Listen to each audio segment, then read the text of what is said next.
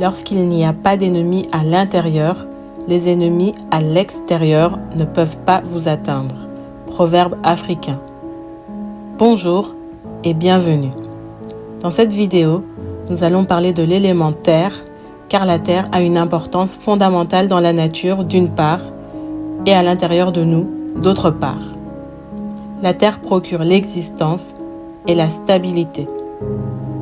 Car oui, l'enracinement est valable à l'extérieur, c'est-à-dire sur la terre sur laquelle on peut s'enraciner comme un arbre, mais l'enracinement est aussi valable à l'intérieur, c'est-à-dire dans notre corps.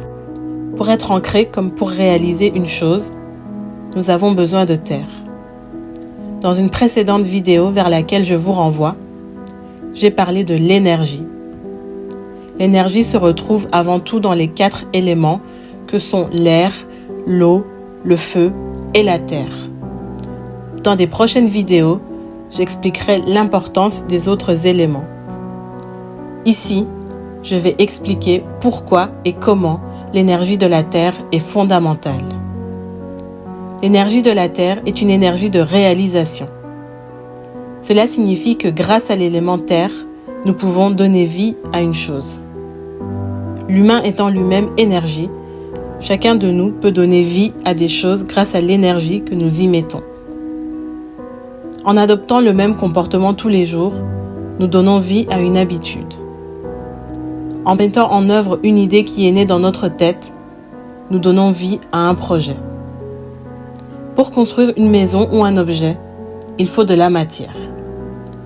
Et si la maison que nous avons imaginée dans notre tête prend vie, c'est parce qu'on lui donne des matériaux. De la même manière, pour donner vie à une institution ou une idéologie, il faut de la matière. Cette matière ne vient pas de l'énergie de la terre physique, mais elle vient de l'énergie de personnes qui en donnent, consciemment ou inconsciemment. Ces personnes, ça peut être chacun de nous. Car si à l'origine l'humain est lié à la nature et à son environnement, cela est de moins en moins vrai lorsque l'on s'éloigne des villages pour construire des villes tout en béton et vivre dans ces villes.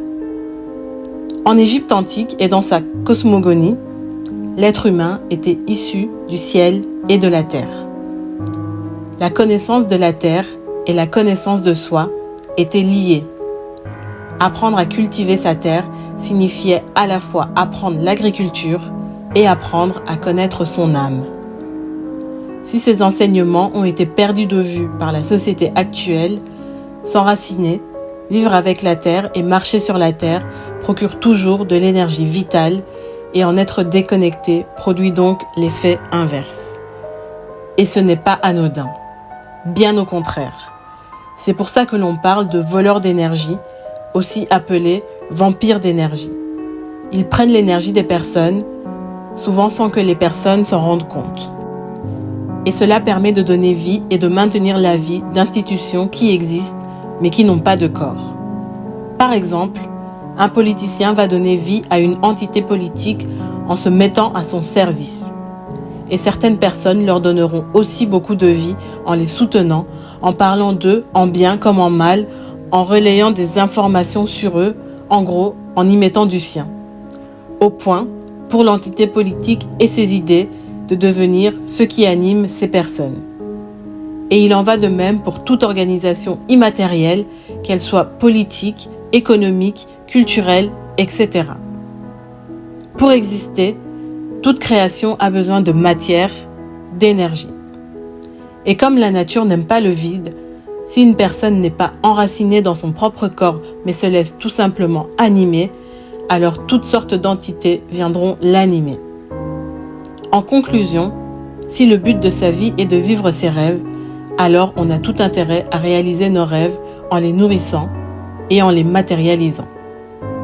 Et si en le faisant, on ne se rapproche pas de la vie ou de l'état de ses rêves, alors cela signifie que ce qui nous animait ne venait en fait pas de notre âme, pas de la vraie terre sous nos pieds. Dans ce cas, se connecter à la terre de chez soi permettra d'également s'enraciner en soi-même. Et si on n'arrive pas à apprécier la terre autour de soi, à se connecter à cette terre et à réaliser nos projets, c'est peut-être qu'on n'est pas au bon endroit.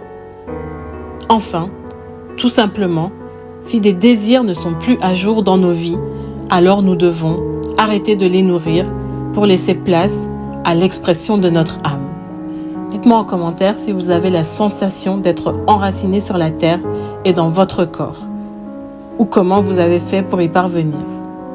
Moi, je vous dis à bientôt pour une prochaine vidéo.